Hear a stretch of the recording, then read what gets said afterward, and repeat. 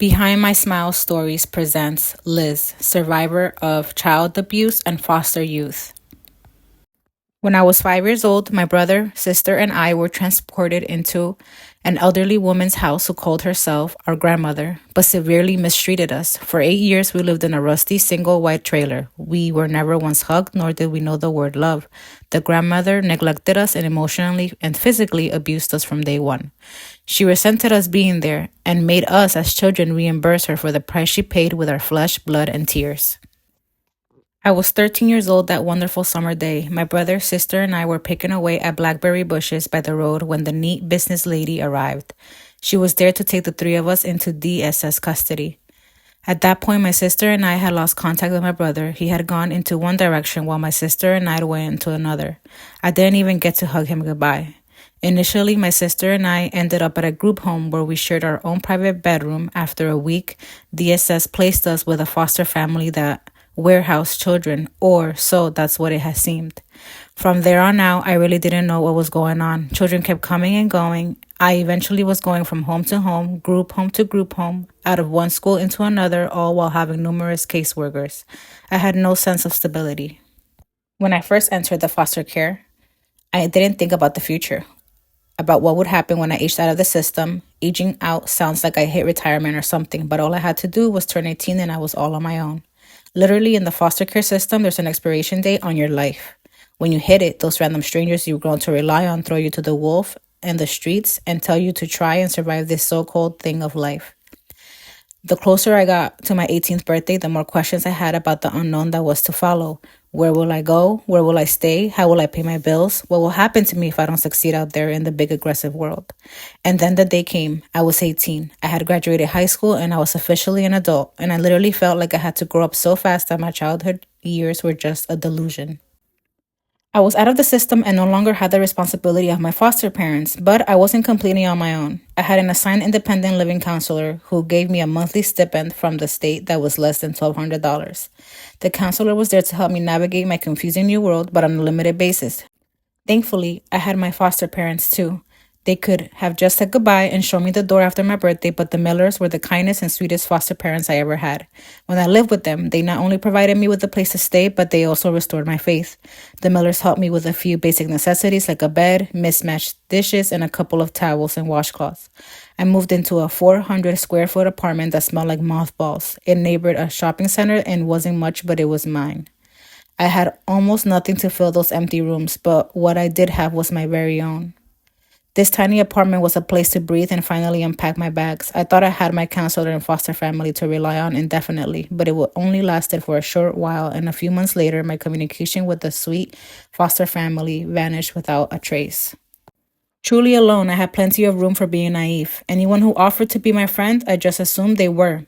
As H.G. Bond once said, an idle brain is the devil's workshop. And I filled my mind and my loneliness in those months with other people. I ended up hanging out with the wrong kind of people who would introduce me to a life that for a moment eased the emptiness running through my veins. It wasn't long before I recognized that this was not the life I wanted to live.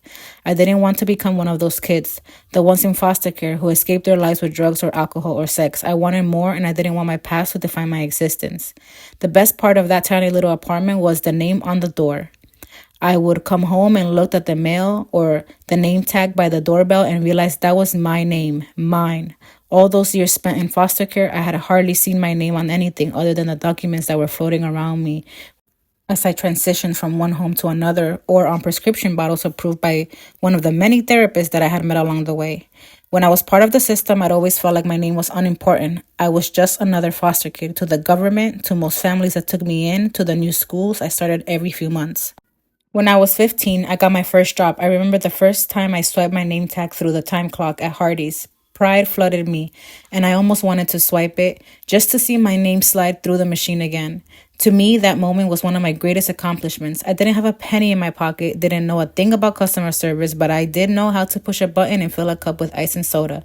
Working there made me curious about how things function. I also started to have ambition for more. I wanted to move from being a cashier to cooking in the back to work in the drive-thru window to clean the customer area. It didn't matter what job I did. The sense of pride I felt doing the work was so satisfactory. I'm not really sure why all these things had me so thrilled when I was at that age. Maybe it filled that void in me, that feeling of being wanted. Hardee's needed me, the customers needed me, and I needed them. For once, I felt like this is where I belonged. As the years progressed, so did my collections of name tags. I began working at Popeyes, then McDonald's. It seemed like I had hit every fast food restaurant in that small, quaint town. Each place was unique in its own way and brought out a different side of me. I was like a caterpillar in its different stages of formation. I was a bit shy, timid, and ashamed at first, but over time I started to find myself and come out of my chrysalis. As soon as I was living on my own, I began to think about the future, about having one that went beyond fast food and into a real career. I didn't want my education to end with just a high school diploma. As soon as I started researching my options, I found Tri-Country Community College, a small campus that was about a 30-minute car ride from where I lived. I wasn't sure how I was going to pay for it or how I was going to make it to classes and juggle a job. I applied for any type of assistance I could find: Pell Grants, Perkin loans, financial aid, etc.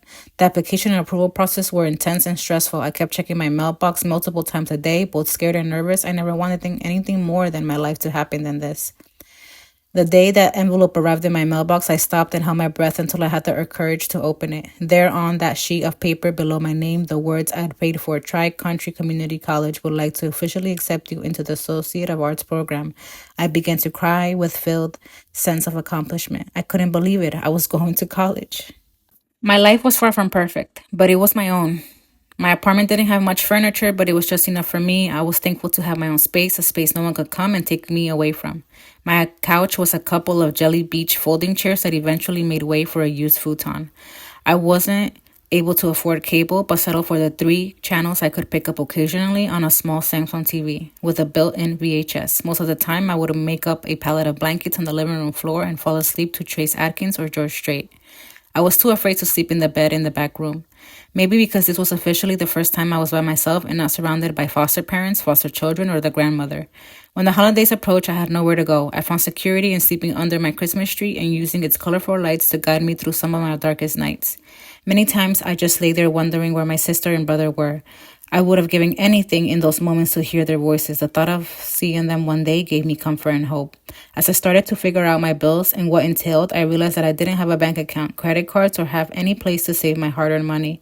I had no clue when it came to anything financial. I opened a checking account, and like with everything else, I was amazed to see my name and address on those slips of paper. This was me, where I lived, who I was, for as long as I wanted it to be. The problem, I didn't know how to write a check. I knocked on my neighbor's door. I was embarrassed and hesitated a second before asking her to come help me. I expected her to think I was crazy or to laugh at me. Instead, she smiled. "Absolutely, Elizabeth. I would be happy to help you. Even today, when I see my checkbook, I think of her." So many people helped me along the way in those first couple difficult years. When I needed to get a new car and didn't have sufficient credit, I asked my hairdresser if she wouldn't mind co-signing for me, and she did. When I needed advice about my car, health, or just day-to-day living, I asked people I work with. Guidance and confidence that people normally would find in their parents or family, I learned to find in strangers. I was trying to do whatever it took to survive and find some sort of normalcy in my crazy world. I was putting the pieces together of who I was, one moment at a time. I didn't have a lot of tangible belongings to hang on to, but what I did have that I knew no one could take away from me was my faith. I knew that as long as I believed, I would be able to challenge anything thrown my way, including finding my true identity. Growing up in the world of foster care, I was labeled, like most kids in the system are: foster kid, orphan, worthless, dumb, etc. Society puts labels on us, sorted us into folders and cases, and over the years, I started to feel like I wasn't anything other than those labels. Today, I truly enjoy any moment I get to speak about my past experience of growing up and out of the foster care. Call it pride, but it's so refreshing to know that I'm helping others in foster care become future leaders.